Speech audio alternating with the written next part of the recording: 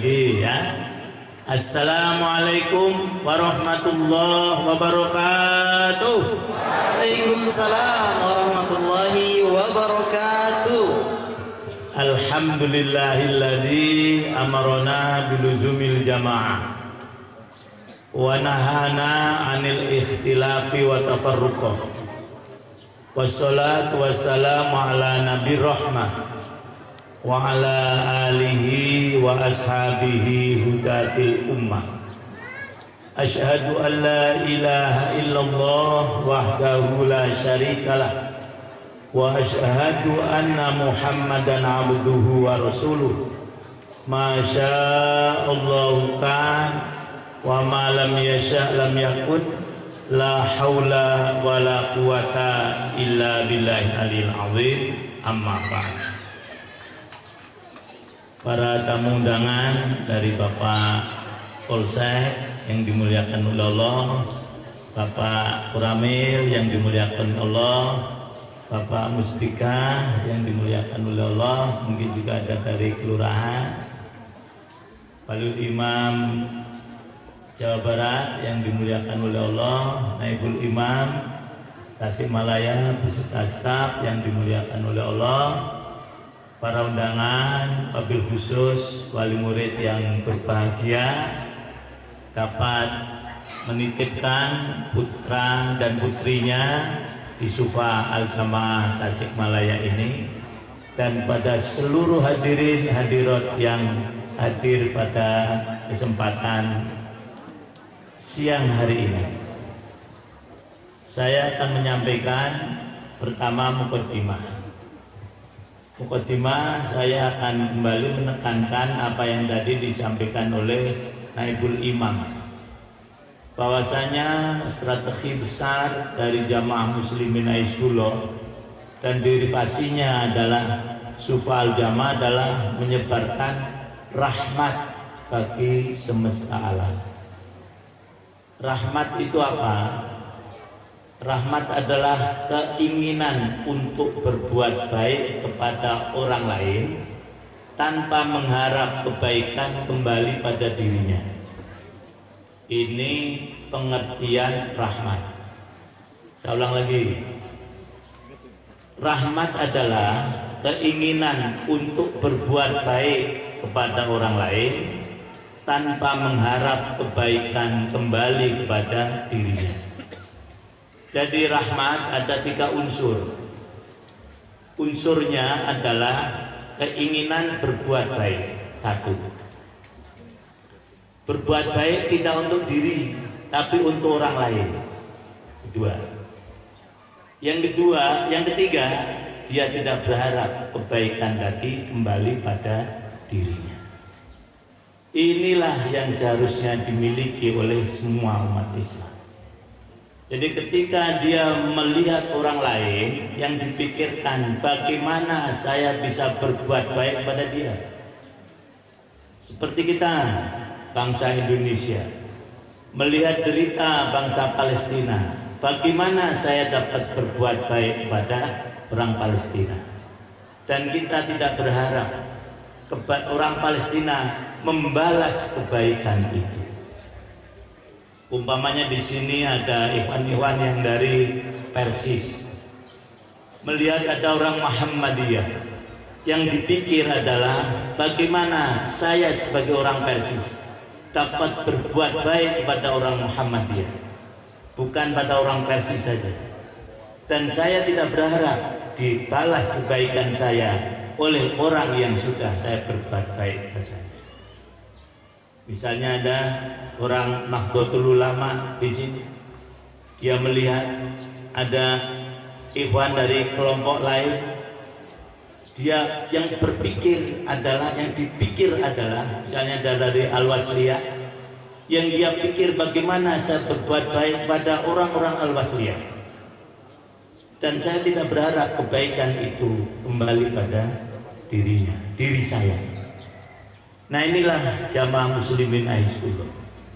Kita ingin berbuat baik, maka dari rahmatan lil alamin.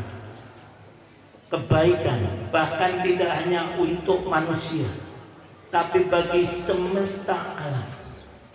kita melihat kondisi Indonesia, kata orang tidak baik-baik saja, maka kita hanya dapat berperan bagaimana kita memperbaiki negeri ini tanpa kita berharap apakah kita akan mendapatkan kebaikan lagi atau tidak. Itulah apa tadi namanya? Rahmatan lil alamin. Sanggup bapak-bapak dan ibu-ibu? Sanggup? Sanggup menjadi rahmatan lil alamin? Insya Allah. Ingat ya, alamin, alam itu adalah masih Allah. Itu definisi alam. Apa yang selain Allah. Bahkan kepada orang kafir sekalipun kita tetap harus berbuat baik pada mereka. Dengan cara apa? Mendakwai mereka agar mereka dapat merasakan nikmatnya Islam. Maka tidak mungkin apabila prinsip rahmat ini sudah kita hayati, kemudian yang muncul adalah ketidakbaikan. Saya sebagai pejabat yang saya pikir adalah bagaimana saya berbuat baik kepada rakyat saya. Dan saya sebagai rakyat yang saya pikir adalah bagaimana saya bisa berbuat baik pada pemimpin saya. Dan saya berbuat baik tanpa memikirkan apakah pejabat itu kembali berbuat pada saya. Apakah rakyat itu sebagai pejabat berbuat pada saya. Itu tidak jadi tujuan saya. Bagi seorang suami, maka yang dipikir adalah bagaimana berbuat baik pada seorang istri. Sebagai seorang istri, yang dipikir adalah bagaimana saya dapat berbuat baik pada suami saya. Sebagai orang tua, yang dia pikirkan bagaimana saya dapat berbuat baik kepada anak-anak saya. Yang dipikirkan demikian itu. Dan salah satu perbuatan terbaik yang diberikan oleh orang tua kepada anaknya adalah at-tarbiyah, yaitu pendidikan. Manahala, kata Rasulullah, tidak ada kebaikan yang diberikan oleh orang tua kepada anaknya illa at-tarbiyah, melebihi pendidikan. Jadi ketika para ikhwan, bapak-bapak dan ibu-ibu mengantarkan anak ke tempat ini, itu merupakan wujud daripada rahmatan lil alamin. Saya sebagai guru, maka yang saya pikir bagaimana saya bisa berbuat baik kepada murid-murid saya maksimal. Dan saya sebagai seorang murid, bagaimana saya bisa berbuat baik kepada guru-guru saya. Maka saya harus sukses untuk bisa menggembirakan guru-guru saya. Dan saya sebagai guru, saya harus berbuat baik. Bagaimana saya bisa membuat sukses anak murid saya. Itulah filosofi dari rahmatan lil alamin. Bahkan tidak hanya manusia. Ketika melihat binatang kurang baik, kita bagaimana berbuat baik pada binatang itu. Maka ada orang masuk surga hanya karena memberikan minum seekor apa bapak-bapak? Anjing. Dan Rasul mempersonifikasikan itu seorang pelacur. Bagaimana mungkin? Filosofi dari hadis tadi, binatang yang paling hina dianggap oleh manusia adalah anjing. Dan manusia yang paling hina adalah pelacur. Tetapi pelacur yang paling hina dapat masuk surga karena memberikan minum pada binatang yang paling hina. Itulah wujud rahmatan lil alamin. Oleh karena itu pada para asatidz saya pesankan, mari yang kita pikir adalah bagaimana kita berbuat baik maksimal kepada anak-anak kita.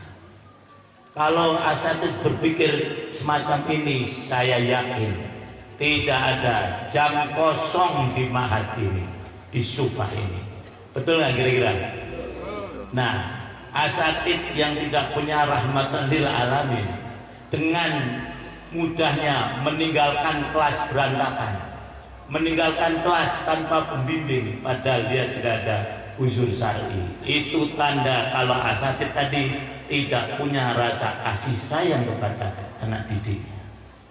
Begitu juga murid, dia tidak punya rasa kasih sayang kepada gurunya. Ketika diajar gurunya, justru dia keluar bermain sekehendak sendiri. Kalau saya lanjutkan bisa panjang nih, nanti taklimnya hanya rahmatan lil alamin saja ya. Saya potong di sini. Nah, yang kedua, doa. Doa orang tua kepada anak, terutama anak yang baru. Karena saya pengalaman, walaupun hanya sedikit, mengantar anak ke pesantren, dan saya pengalaman bagaimana mengelola anak-anak pesantren, terutama anak-anak baru. Keberhasilan anak di pesantren, kunci pertamanya adalah betah. Apa bahasa Sundanya? Apa Ustaz Yusuf? Betah. Udah itu saja, tidak yang lain. Dan ini harapan bapak-bapak dan ibu-ibu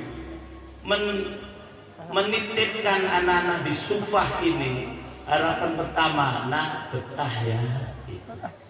Saya yakin tidak ada wali muridnya, kamu nanti harus ranking 1 ya. Cuma satu harapannya, kamu betah saja di sini. Nah, bagaimana supaya anak-anak ini kita bisa betah di tempat ini? Betul ya, bahasa Sunda sama ya. Nah, bahasa Jawa betah, bahasa Indonesia betah ya. Nah,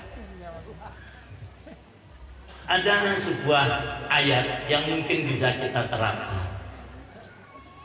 di surah Al-Isra ayat yang ke-80. Allah Subhanahu wa taala mengingatkan, wa qul rabbi adkhilni mudkhala sidqin wa akhrijni mukhraja sidqin waj'al li min ladunka sultanan nasira. Ini doa orang tua agar anaknya betah di sini. Ada yang hafal? Belum ada ya? Mungkin tahu aja belum, mohon maaf ya. Ini modal mendoa orang tua agar anaknya betah di satu tempat.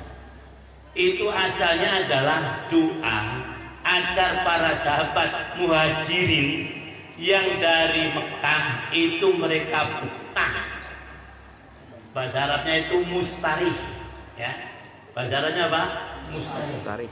Mustarihan fil Madinah, mustarihan fi hadal ma'ad. Karena pada hakikatnya anak-anak ini hijrah, masya Allah, meninggalkan segala fasilitas di rumah, meninggalkan bapaknya, meninggalkan ibunya, meninggalkan HP-nya dan seterusnya. Pada hakikatnya mereka hijrah. Ada yang dari Cilingsi ke Tasikmalaya, ada yang dari Cilacap ke Tasikmalaya, ada yang dari Jakarta ke Tasikmalaya, ada yang dari Jawa Tengah ke Tasikmalaya. Mereka pada hakikatnya hijrah. Jadi bapak-bapak dan ibu berbahagialah melatih anak sejak dini untuk berhijrah. Wujudnya apa?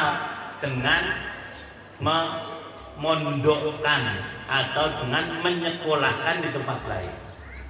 Nah, ketika menjelaskan soal hijrah tadi, Allah Subhanahu wa taala mengajarkan kepada Rasulullah, wa qul, ucapkanlah wahai Muhammad, Rabbi adkhilni mudkhala sidqin.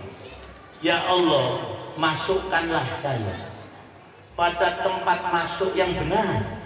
Ingat, tidak hanya baik ya. Wa akhrijni mukhraja sidqin, dan keluarkanlah saya nanti dengan kondisi benar. Waj'alni min ladunka sultanan nasira, dan jadikanlah untuk saya sultan. Sultan itu artinya bisa bermacam-macam. Ada kekuasaan, ada ilmu pengetahuan, ada kesempatan dan seterusnya, yang akan membantu saya untuk bisa dua hal tadi. Maka kalau anak-anak kita ini sudah betah di sini, insya Allah mereka nanti akan mukhroja sidqin, keluarnya baik. Keluar baik itu bagaimana? Keluar baik itu keluar ketika sudah selesai program, itu namanya keluar baik. Tapi kalau baru kelas 1 keluar, itu mukhraja sayyi, tempat keluar yang buruk. Dan saya yakin para orang tua, coba siapa tunjuk jari yang menginginkan anaknya di Sufa ini setahun saja, tunjuk jari. Nggak ada kan? Nah, karena ingin mukhraja sidqin. Dan mukhraja sidqin sudah dibuktikan dengan alumninya yang tadi diterima di beberapa tempat, kemudian hafal Al-Quran 30 juz, itu mukhraja sidqin. Ini yang tadi mungkin bisa kita jadikan sebagai doa. Jadi anak masuk di tempat yang benar, nanti keluar dengan cara yang benar juga. Apalagi anak sampai matrut, ini istilah pesantren. Apa ibu-ibu matrut? Matrut itu diusir karena melanggar aturan. Ini ada nggak yang pernah diusir dari pesantren? Nggak ada ya, mudah-mudahan ya. Nah, itu sakit. Orang tuanya sakit hati, anaknya juga sakit hati. Jangan sampai anak ini terusir dari tempat ini. Itu tidak mukhraja sidqin, karena melanggar aturan dari yang sudah ditentukan di tempat itu. Maka mari kita berdoa. Rabbi, ayo. Rabbi, adkhilni mudkhala sidqin wa akhrijni mukhraja sidqin waj'alni min ladunka sultanan nasira. Amin ya robbal alamin. Nah, itu mukadimah ya, 2. Jadi pertama tadi soal rahmatan lil alamin. Yang kedua doa agar anak-anak di sini mustarih, itu bahasa Arabnya, ya, mereka itu betah. Insya Allah dengan modal betah itu, semua ilmu yang diberikan di tempat ini akan terserap dengan baik, sehingga bisa keluar dalam kondisi yang baik juga. Amin ya robbal alamin. Nah, selanjutnya saya sudah membuat makalah, ya. Ini saya beri judul karakter dan balasan bagi orang-orang yang berilmu. Bapak-bapak dan ibu-ibu, menitipkan anak di sini tujuannya satu, agar mereka menjadi orang yang berilmu. Betul nggak Bu? Betul kan? Betul bapak-bapak. Nah karakter orang yang berilmu itu bagaimana? Itulah yang tadi dibacakan insya Allah pada tilawah di acara ini, yaitu ada di surah Ar-Ra'd ayat 19 sampai 24. Surah ini namanya surah Ar-Ra'd, bukan surah Al-Hajj, bukan surah As-Saum, bukan surah As-Salah, surah Zakat, tidak, tapi Ar-Ra'd. Dalam kajian Tanasubul Ayat Waswa itu ada kajian nama surah dan isinya. Ra'd itu artinya adalah petir, rokbun atau barak berkilat. Dari sini kita sudah bisa mengambil pelajaran bahwa orang yang berilmu itu tidak hanya hafal Quran saja, tidak hanya bisa sholat dengan baik, tidak. Itu semuanya penting. Tidak hanya bisa berbakti kepada orang tua, tidak, tapi dia dapat memahami fenomena alam semesta. Di antara fenomena alam semesta adalah ar-ra'ad. Apa tadi artinya ar-ra'ad? Petir. Berarti untuk bisa memahami petir itu tidak cukup kalau hanya ilmu fikih, tidak cukup. Ilmu apa lagi? Ilmu tarikh tidak cukup. Minimal dia paham kimia, minimal dia paham fisika, minimal dia paham matematika. Karena petir tidak bisa diketahui dengan ilmu fikih, tidak bisa. Petir tidak bisa dipahami hanya dengan hafal Quran 30 juz. Itu semuanya penting saya katakan. Tapi dari nama dan isi ayat itu sudah menunjukkan. Maka itulah yang selalu kita dengung-dengungkan, bahwasanya tarbiyah sufah adalah tarbiyah yang tidak mengenal dikotomi. Yang ini membuat muslimin mundur. Ilmu-ilmu yang sifatnya ukhrawiyah kita tahu, tapi ilmu-ilmu yang sifatnya duniawiyah kita tidak tahu. Padahal doa kita mendahulukan yang dunia apa mendahulukan yang akhirat? Hah? Mendahulukan apa, Bu? Dunia kan? Doanya mana? Rabbana atina fid dunya wafil akhirati. Nah, itu jangan sampai bertentangan dengan doa kita. Dalam sebuah riwayat, saya berapa menit, Mas? 1 jam. 1 jam. Ini sudah berapa menit? Mohon maaf ya, nanti kalau sudah hampir selesai kan saya. Jadi kalau saya menjelaskan tidak selesai bisa baca sendiri. Ya itu, karena lebih banyak elaborasi. Jadi ada seorang sahabat yang sakit lama, sehingga ketika Rasul temui dia, guru saya dulu menggambarkannya seperti ayam tercabut bulu-bulunya, lemas, kurus, tidak menyenangkan. Kemudian Rasul bertanya pada sahabat tadi, kurang lebih gini narasinya, Mas. Kalau di sini Akang ya, Kang, kamu emang nggak berdoa agar sakitmu itu segera sembuh dan kondisi jadi baik? Doa Rasulullah. Lah doa kamu gimana? Saya ingin dengar. Doanya ibadah.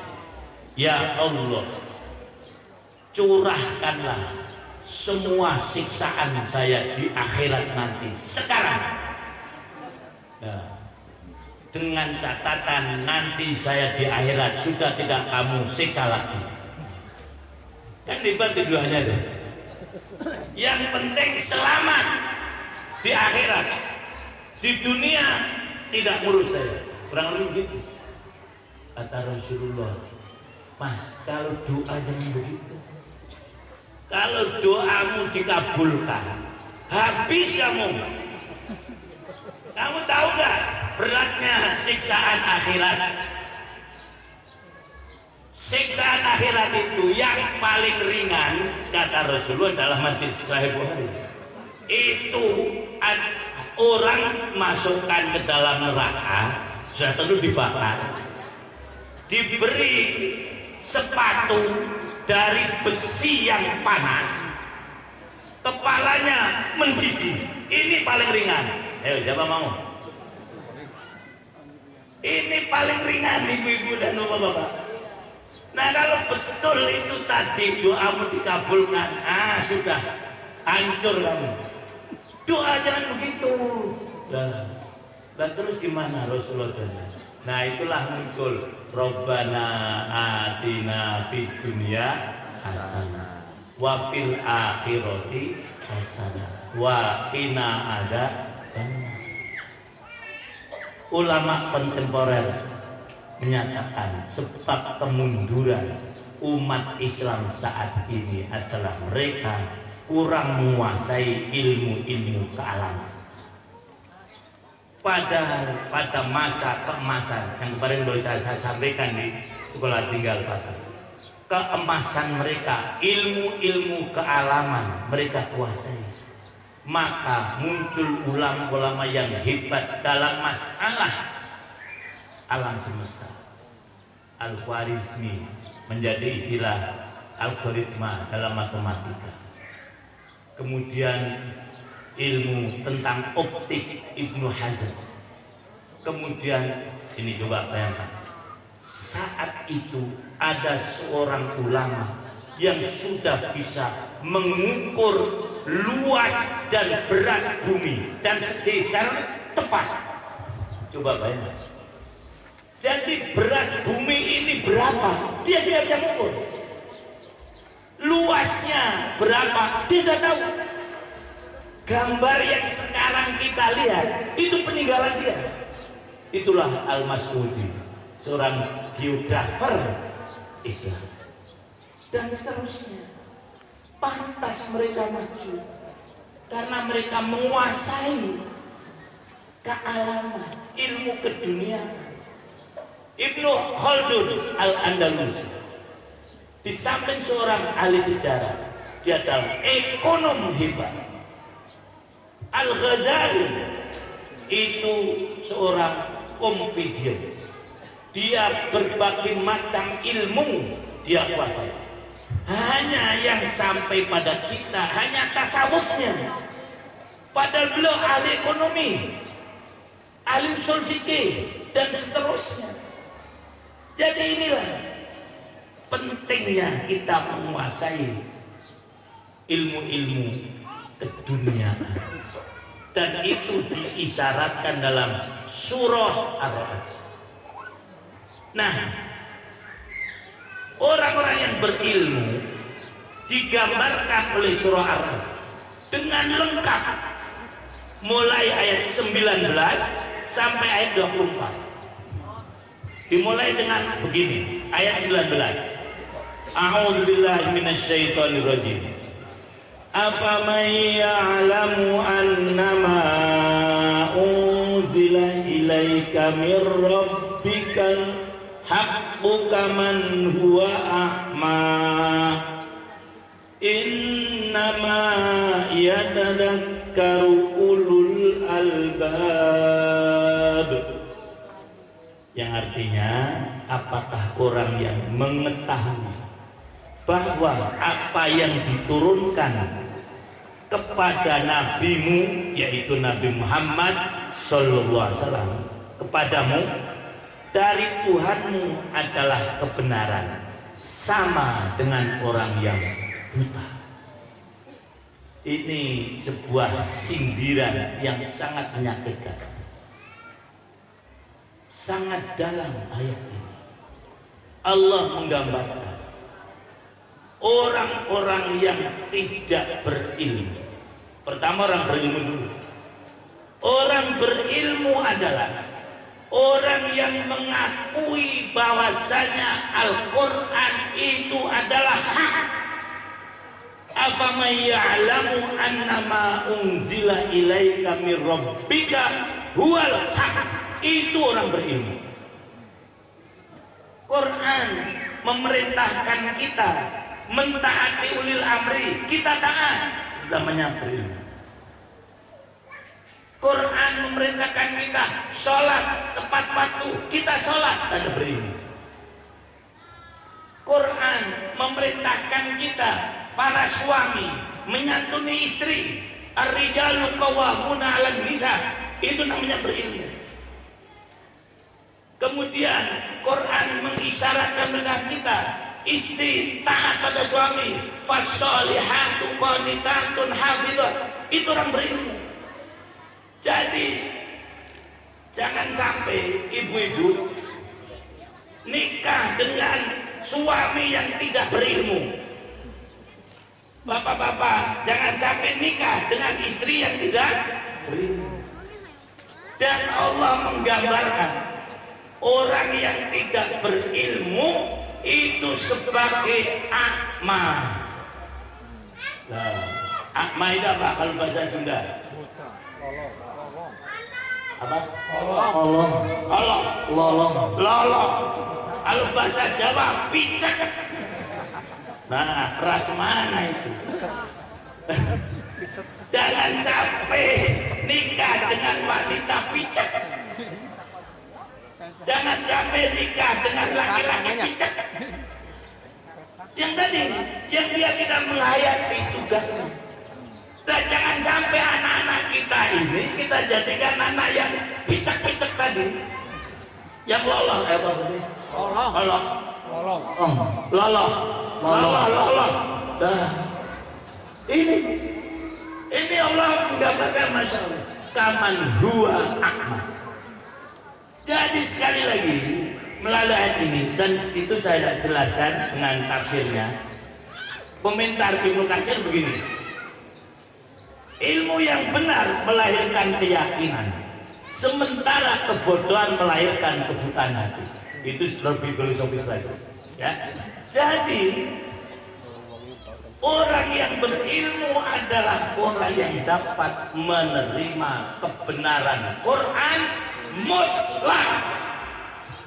Seakan mutlak karena Allah menggunakan hak.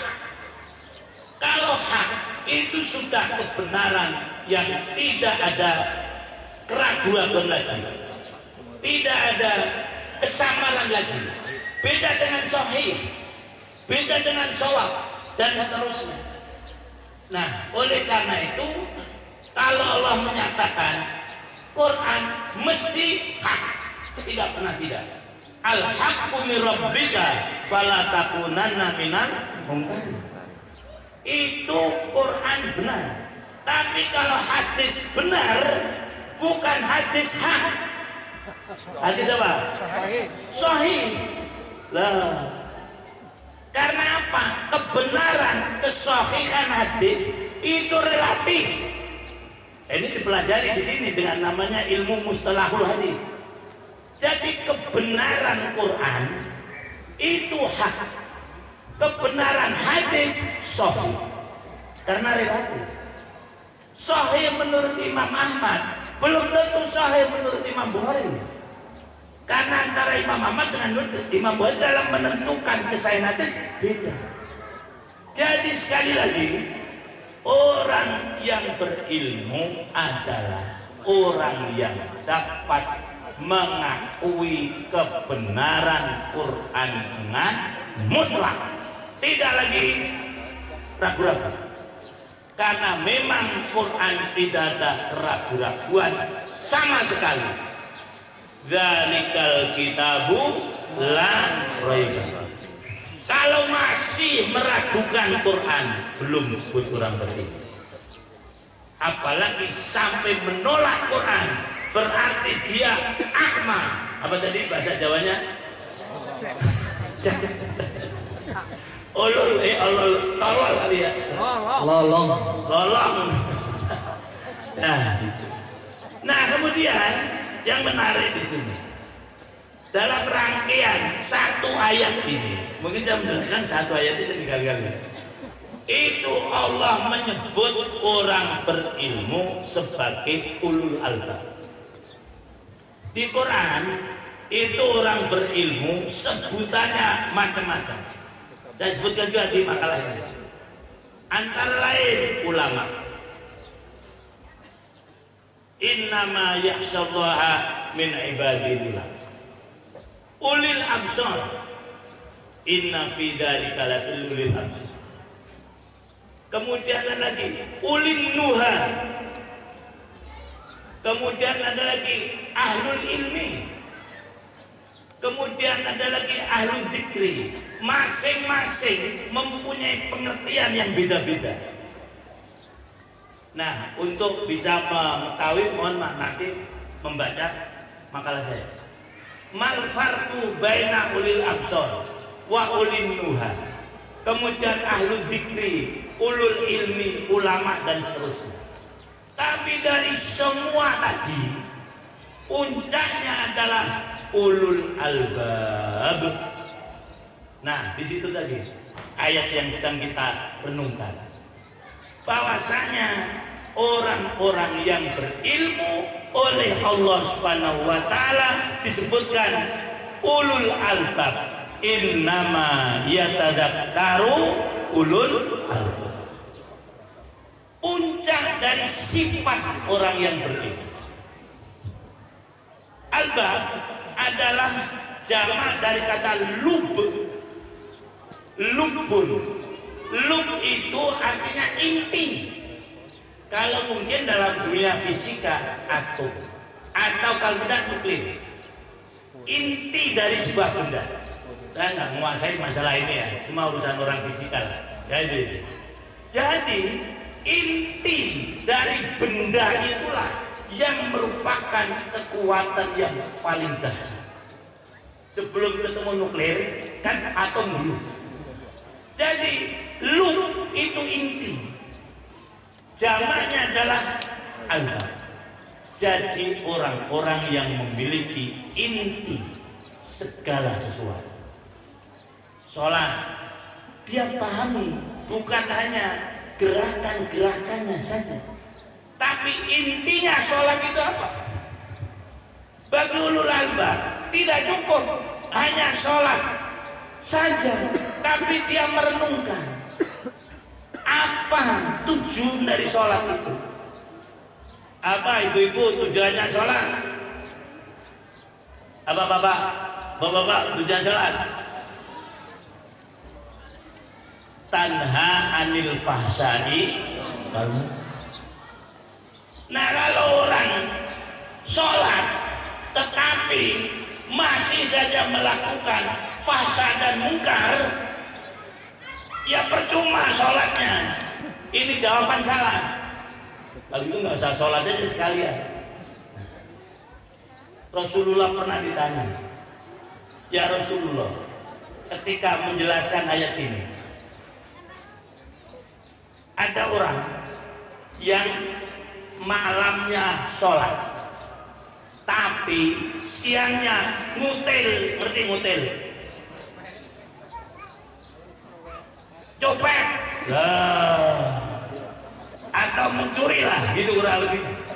Atau kebalikannya, orang yang siangnya sholat, malamnya mencuri.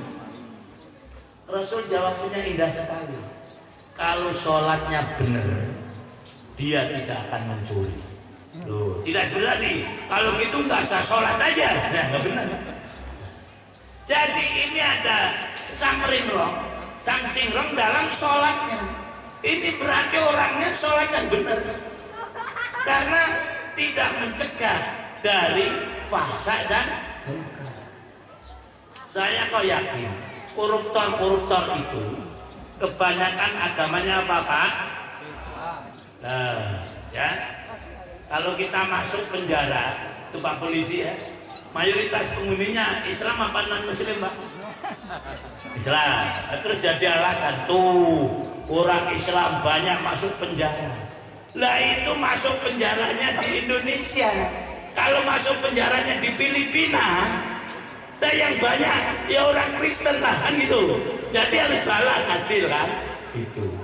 Nah, dan mereka pun sholat, karena juga saya dari narapidana beberapa kali ya diundang untuk memberikan pencerahan pada mereka. Nah, jadi dan mereka pun sholat. Ada teman saya koruptor, tapi nggak sebut nama ya, dia sholat lah, tapi dia korupsi. Jawab saya nih, kamu percuma sholatnya. Ya nggak begitu, sholatmu bener gak sih? Saya sholat, Lah kok kamu masih korupsi? Lah harusnya kalau orang sholat ya tidak korupsi. Lah, karena coba bayangkan dari semua zikir-zikir di dalam sholat itu kan mengagungkan Allah. Kemudian di dalam sholat kita diminta untuk meminta ampun kepada Allah. Selesai sholat juga begitu, dimulainya dengan takbir, diakhirinya dengan salam. Ini Masya Allah pembelajaran yang sangat dalam, aktivitas yang penting dalam hidup ini. Tidak ada yang sepenting sholat. Bahkan Rasulullah menekankan awalu ma yuhasabu bil abdi as-sholat. Semua amal nanti oleh Allah yang pertama kali dihisab adalah sholat. Kalau sholatnya benar, semua benar, sudah tidak perlu dihisab lagi. Misalnya kalau dibereskan seperti terima rapot itu, ada pelajaran utamanya sholat, ada pelajaran kedua zakat, ada pelajaran kedua puasa, ada pelajaran ketiga haji. Ketika sholat sudah dapat 10, maka haji zakat tidak dinilai lagi, mesti benar. Coba kita hayati sholat aja, satu saja. Sholat dimulai dengan takbir. Maka dalam bahasa fikih kan, aqwalun wa af'alun muqtada'atun bitakbir wa muhtatamatun bitaslim. Artinya apa? Dalam sholat ini Allah mengarahkan pada kita dua sisi dari hidup ini. Pertama, kepada Allah diwujudkan dengan takbir. Yang kedua, hubungan horizontal diwujudkan dengan apa? Salam. Lah ini orang sholat tetapi menyakitkan hati orang lain, ini berarti sholatnya tidak salam. Nah, kalau sholat tidak salam kira-kira gimana? Sah apa batal? Batal. Kan tadi salam itu bukan untuk Allah, salam itu untuk manusia. Bagaimana? Assalamualaikum, itu bukan assalamualaikum. Yang perlu salam itu manusia. Maka kita sholat walaupun sendiri, lah jangan ini imam salam kan untuk orang lain. Lah saya sholat sendiri, salam kepada siapa? Terjawab, enggak usah salam aja kalau orang lain. Ini simbol para hewan, nah, bukan sekedar lahiriah, bukan simbol. Maksudnya apa? Hidup ini perhatikan yang vertikal, yaitu Allah dengan takbir. Kemudian diakhiri dengan apa? Salam. Itu dalam sholat. Pembelajarannya semacam itu. Jadi kalau orang sholat tidak mungkin korupsi, karena korupsi itu jelas melecehkan Allah, menganggap Allah tidak tahu. Ini kemudian jelas merugikan manusia. Pembangunan Indonesia ini banyak terhambat. Guru-guru gajinya gimana kira-kira? Gara-garanya korupsi. Uang pernah dihitung, seandainya tidak ada korupsi atau berkeadilan, semua pembangunan jadi lancar, guru-guru gajinya bisa besar. Lagi korupsi, nah itu tadi orang yang sholatnya tidak benar. Ini baru sholat, jadi melecehkan Allah, dikira Allah tidak tahu, merugikan manusia, tidak menyebarkan salam. Apalagi kalau sholatnya berjamaah, ini dahsyat lagi.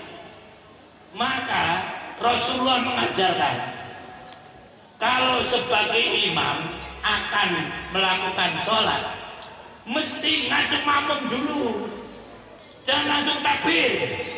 Itu pembelajaran yang sangat dasar. Jadi pimpinan itu memperhatikan makmum, ditata rapi kayak kalau tentara itu kan. Nah siap, sudah siap baru kemudian bilang gerak. Nah, kadang-kadang naik sholat makmum belum rapi, imamnya sudah takbir, apalagi tidak menghadap makmum.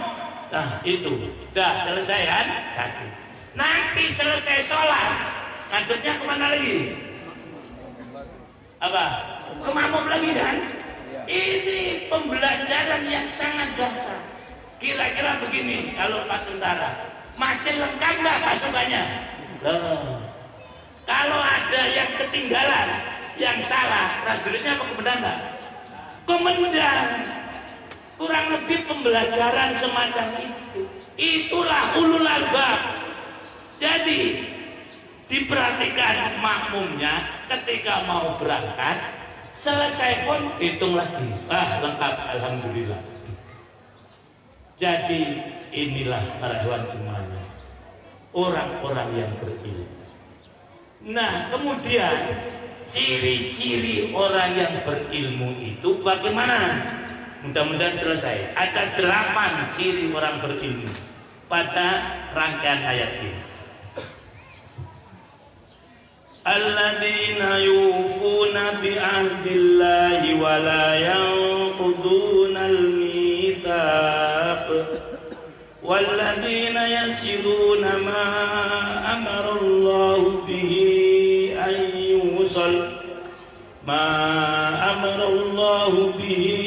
an yusal wa yakhshawna rabbahum wa yakhafuna su'al hisab والذين صبروا ابتغاء وجه ربهم وأقاموا الصلاة وأنفقوا مما رزقناهم سرا وعلانية ويدرؤون بالحسنة السيئة أولئك لهم عقبى الدار. Ini yang akan kita wujudkan, generasi lebih baik dari kita melalui lembaga-lembaga kita. Mudah-mudahan lembaga-lembaga pendidikan di Indonesia ini bisa melahirkan ulul albab yang punya karakter semacam ini. Yang pertama apa? Saya tidak akan jelaskan seluruhnya. Pertama adalah yang menepati janji. Jadi orang yang berilmu mesti menepati janji. Bapak-bapak, ibu-ibu, ini tadi di undangan jam berapa? Acara dimulai jam berapa? Jam 8. Siapa yang tadi yang datang jam 8? Gak usah tunjuk jari. Itu berarti berilmu. Saya tanya sama mudir saya harus datang jam berapa? Udah imam jam 9:30 saja. Maka tadi saya jam 9:30. Jadi orang yang menepati janji itulah ulul albab. Di sini SPP tanggal berapa, Mas? SPP tanggal 5. Tanggal 5. Nah, wali murid yang berilmu tanggal 5 mesti sudah bayar. Bisyarah tanggal berapa? Lupa, bisyarah tanggal 5. Terus Syariah? Wes nggak usah mikir itu urusan Lupa lagi. Jadi jangan pernah mengundur waktu bisyarah. Harus disiplin. Ya, tanggal 5. Guru ini kesian, sudah dapatnya sedikit, waktunya nggak karuan. Nah, orang yang ulul albab, mudir yang ulul albab, mudir sekali ini adalah yang tepat bisyarahnya. Wali murid yang ulul albab yang tepat apa? SPP-nya. tadi apa di sini istilahnya yufuna bi ahdillah, janji. Yang kedua, wala yang udunan mitsaq, tidak merusak janji. Kalau ahdun lebih dominan kepada Allah, kalau mitsaq lebih dominan kepada manusia. Sama-sama janji juga. Jadi kalau sudah punya janji, maka jangan dirusak. Maka Rasulullah itu kalau punya janji, beliau tidak pernah menunggu, dia tidak pernah ditunggu, tapi dia selalu menunggu. Misalnya nanti kita ketemu misalnya jam 8 ya, sebelum jam 8 Rasul sudah di situ. Nah ini pesan saya, mohon tidak untuk menjelekkannya, upayakan guru itu datang sebelum murid. Insya Allah di sini sudah begitu. Jadi ketika murid datang ke kelas, di situ sudah ada gurunya. Salaman satu persatu. Jangan anak-anak sudah lengkap, baru gurunya datang. Nah, tanyanya begini, anak-anak pelajarannya sampai di mana? Loh, ini guru bagaimana? Bang pelajaran sampai di mana kok tanya anak-anak? Untuk anaknya nggak kurang ajar. Lo yang ajar kan bapak, masa tanya saya? Nah, ini dalam pedagogis jangan tanya pelajaran sampai mana pada murid. Terus muridnya lupa, gurunya lupa. Udah kayaknya kemarin sampai halaman 8 baca 8 dan kayaknya kemarin sudah loh beneran ribet lah. Nah ini, nah itulah gurunya tidak ulul albab, mohon maaf ya, bukan untuk ya. Ini realita. Kalau mau sekolah ini maju, guru harus lebih disiplin daripada anak. Maka saya buat dulu di Lampung, mungkin masih merasakan. Guru-guru saya suruh apel. Sebelum murid-murid apel, dia apel dulu. Murid masuk jam 7 kurang seperempat, guru apel jam setengah 7. Dan bisa ternyata. Nah, ya, jadi tadi menepati janji. Kemudian yang kedua, walladzina yasiluna ma amarallahu bi ayu sholat. Yang ketiga, ini ciri ulul albab, menyambung apa yang diperintahkan oleh Allah untuk disambung, utamanya hubungan antar sesama manusia jangan sampai diputus. Kemudian hubungan keluarga jangan sampai diputus, hubungan dengan Allah jangan sampai diputus. Ada ulama yang menyatakan menyambung di sini minimalnya 4. Satu, menyambung hubungan antar manusia itu. Yang kedua, hubungan antar keluarga. Yang ketiga, hubungan antara Allah dengan manusia. Yang keempat, nah ini, hubungan antara ilmu dan amal. Jadi tidak hanya pintar saja, tapi dia harus mengamalkan ilmunya. Itulah alladzina yasiluna ma amarallahu bi ayu sholat. Yang ketiga. Yang keempat, wa yakhshawna rabbah, dia akan takut kepada Rabbnya, kepada Allah Subhanahu wa taala. Wa yakhafuna su'al hisab, dan dia takut kepada hisab yang buruk. Kalau nanti hisabnya buruk, Allah menggunakan dua kata yang berbeda, sama-sama dalam bahasa Indonesia artinya takut. Yang pertama yakhshawna, khosya yakhsha. Yang kedua khofa yakhofu. Bedanya gini, kalau yakhsha itu takut dengan rasa hormat. Kalau saya takut dengan Allah itu namanya yakhsha. Ya. Saya takut dengan ibu saya, itu bisa-bisa khofa, nah tapi juga bisa yakhsha. Tapi kalau saya takut dengan binatang, itu namanya khofa. Saya takut kalau digigit, nah itu khofa. Nah orang yang berilmu itu dia takut kepada Allah dengan penuh rasa hormat. Tetapi dia takut kalau nanti hitungan hisabnya menjadi buruk. Karena kita percaya di hari kiamat nanti kita akan menerima hasil amal kita lengkap, datanya lengkap, la yughadiru, yang tidak ada tertinggal sama sekali, semua lengkap datanya. Kapan data itu mulai bekerja? Sejak kita balik. Sebelum balik tidak ada datanya.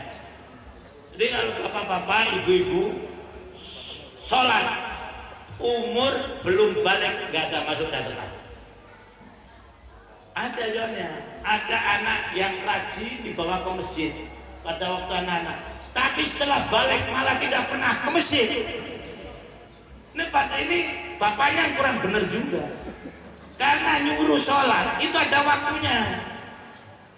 Rasulullah memberikan perintah disuruh sholat kalau sudah berumur 7 tahun.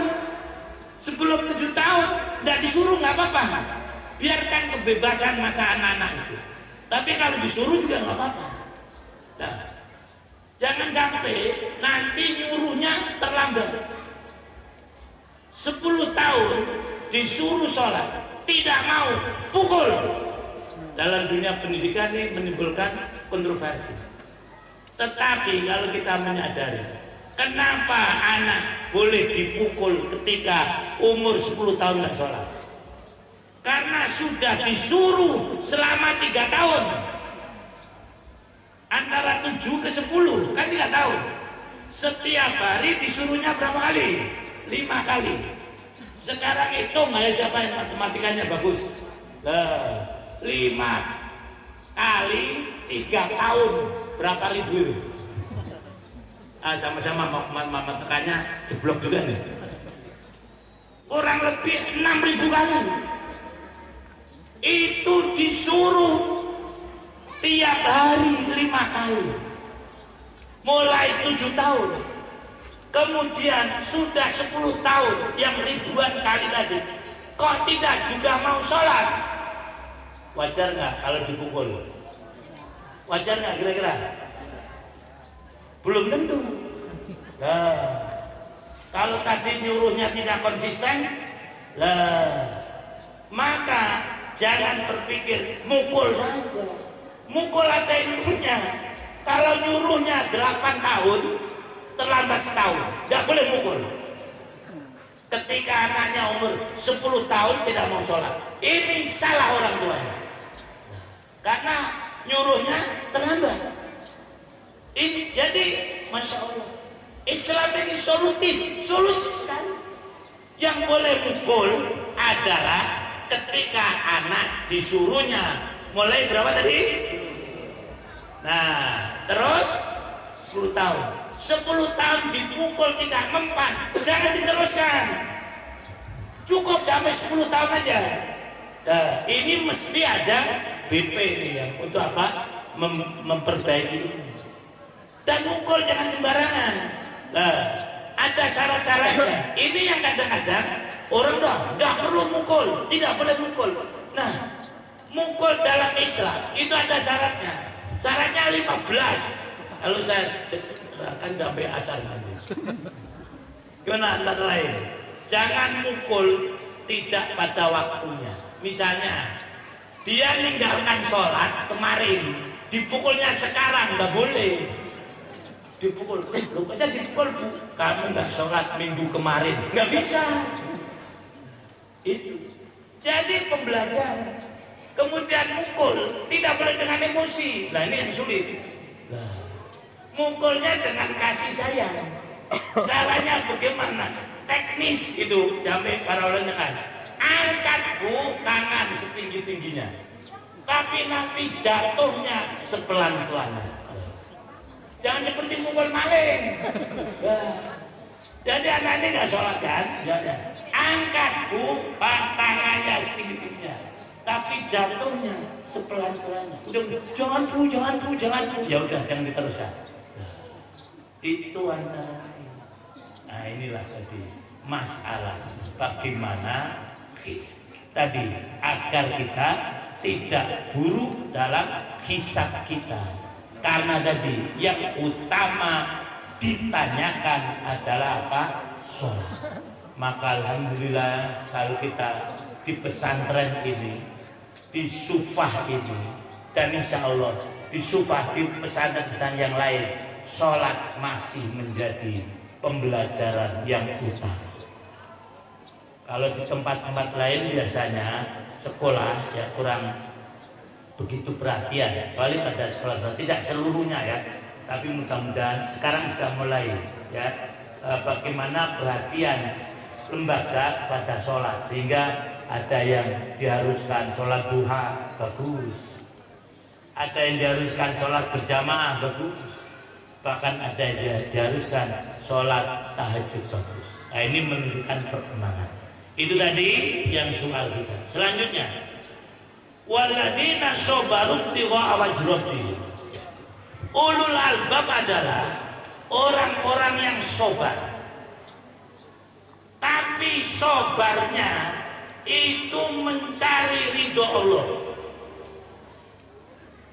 Kita gini, ibu-ibu pernah antri sembako? Pernah belum? Nah, kalau belum pernah, tak kasih tahu. Nah, orang antri sembako untuk sampai urutannya harus sabar kan? Kalau nggak sabar nggak dapat itu. Nah, misalnya urutannya 50. Nah, udah mulai. Saya dapat paling belakang. Ya harus sabar. Jangan ngambil apa istilahnya? Nyerobot. Nah, ini nggak sabar. Nah, ini. Nah, tetapi sabarnya hanya karena ingin mendapatkan sembako. Ada lagi ibu-ibu dan bapak-bapak sholat tahajud. Orang ini harus sabar, ya. Nah, bener kan tinggal 5 menit. Kalau nggak sabar, dia tidak bisa bangun. Nah, ini sabar karena ingin mendapatkan ridho Allah. Yang tadi sabar ingin mendapatkan sembako. Orang judi itu harus sabar. Nah, bagaimana tidak? Sabar dari kuntitan Pak Polisi. Dia harus sabar di tempat yang sepi, duduk semalaman. Sabar nggak tuh? Sabar kan? Oh, itu penjudi sabar itu. Sebelum menang dia belum selesai. Sabar itu, tapi bukan ini yang dimaksud. Itu jelas sabar bukan karena Allah, sabar karena takut Pak Polisi tadi. Nah ya, jadi tadi gambaran sabar semacam itu. Selanjutnya waqamus sholat, nanti dilanjutkan sendiri. Nah, ulul albab ini oleh Allah akan mendapatkan balasan. Apa balasannya? Jannatu adnin, surga Aden. Aden itu surga yang penuh dengan ketenangan, penuh dengan keharmonisan, penuh dengan pelayanan dan seterusnya. Kata Aden artinya tenang. Nah, itulah ulul albab yang mereka itu masuk yadkhuluna wa ma yadkhulunaha wa ma shalaha min abaihim wa azwajin wa dzurriyyatihim. Mereka masuk surga bersama orang tuanya,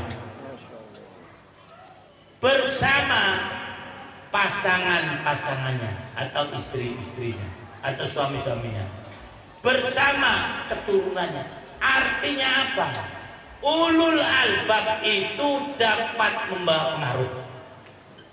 Karena masuk surga itu ada syaratnya, amal soleh dan juga berilmu. Kenapa orang tuanya masuk surga? Karena memang orang tuanya beramal soleh. Kalau orang tuanya tidak beramal soleh, walaupun anaknya masuk surga, belum tentu. Begitu juga pasangannya, suaminya masuk surga, istrinya belum tentu, kecuali istrinya amal soleh, atau kebalikannya, istrinya masuk surga, suaminya tidak amal soleh, tidak bisa. Begitu juga keturunannya. Artinya apa? Orang yang berilmu ulul albab itu bisa memberi dampak sehingga lingkungan bisa masuk surga. Nah, itu. Jadi lingkungan yang paling dia pengaruhi karena ilmunya adalah orang tua. Dan saya sering mendengar banyak orang tua yang menjadi baik karena menyekolahkan anaknya di pesantren. Ada nggak mungkin gitu? Nah, dia diajari sholat tahajud oleh anaknya. Anaknya pulang dari mahat, dia tahajud ya. Bapaknya yang asalnya nggak tahajud nggak tahu. Anaknya pulang puasa Senin Kemis. Ibunya malu lah kalau Senin Kemis ya. Itu berarti ada dampak tadi. Waman sholaha min abaihim wa azwajihim wa dzurriyyatihim. Itulah ilmu, itulah ulul albab. Maka ulul albab tidak mungkin hanya berpikir untuk diri sendiri. Di surga nanti akan disambut wal malaikatu yadkhuluna alaihim min kulli bab, dan malaikat akan masuk melalui berbagai macam pintu. Artinya disambut, masuk surga dengan disambut oleh malaikat. Ibu apa bapak, mohon maaf ya, ini tidak untuk meremehkan. Pernah masuk ke warteg? Pernah nggak bu? Pernah kan? Nah, kemudian pernah masuk di restoran, pernah? Yang disambut yang di resto apa yang di warteg? Resto. Hah? Resto. Mari pak. Nah, sebelah sana ya bapak. Kalau di warteg lain duduk sakar mula. Beda. Ya kan? Yang tadi masuk surga disambut dengan masuk surga tanpa sambutan. Udah kamu cari kursi sendiri lah gitu. Seperti kita datang kemari ke acara ini, beda antara disambut dari depan, mohon maaf seperti saya tadi, kalau ditunjukkan Pak duduknya di sini, beda sampai sana terus celimuk kemana? Ulul albab ketika masuk surga akan disambut oleh para malaikat. Ditutup ayat ini dengan salamun alaikum bima sobartum fanikma ubadda. Dari 8 karakter tadi yang paling penting adalah sobar. Maka pesan saya, ibu-ibu dan bapak-bapak, sobar. Karena saya menemukan yang nangis bukan anaknya tapi ibunya. Ada nggak di sini? Nggak ada, itu jawabnya. Itu yang tidak betah ditinggal bukan anaknya sudah betah disumpah. Ibunya kangen datang urusannya. Udah sabar, ini tadi cobar. Bapaknya juga cobar. Jangan baru 3 hari, apalagi anak yang cuma satunya sepi. Loh, saya pernah waktu dulu di Lampung. Itu ada keluarga punya anak 3, semuanya diserahkan di Supa. Ini tanda keberhasilan semacam itu. Jadi kalau tanda keberhasilan sebab pendidikan, ketika kakaknya masuk, adiknya masuk, itu tanda berhasil. Itu nggak bisa promosi. Ya ini. Nanti adiknya lagi masuk. Nah, saya dengar di sini banyak nih. Ini berarti berhasil. Nah itu saya bareng pulang dengan ibunya tadi. Dia pingsan mulai dari Lampung sampai Tanjung Priok pingsan. Anaknya disumpah tenang aja, dan sekarang anaknya jadi 3-3-nya. Nah, itulah ya, maka saya pesan gurunya sabar, anaknya sabar, orang tuanya sabar. Kalau begitu mesti ubadda. Artinya apa? Kenapa ini diulang lagi? Bahwasanya balasan-balasan tadi akan diberikan oleh Allah, dan yang terbaik adalah balasan nanti di akhirat.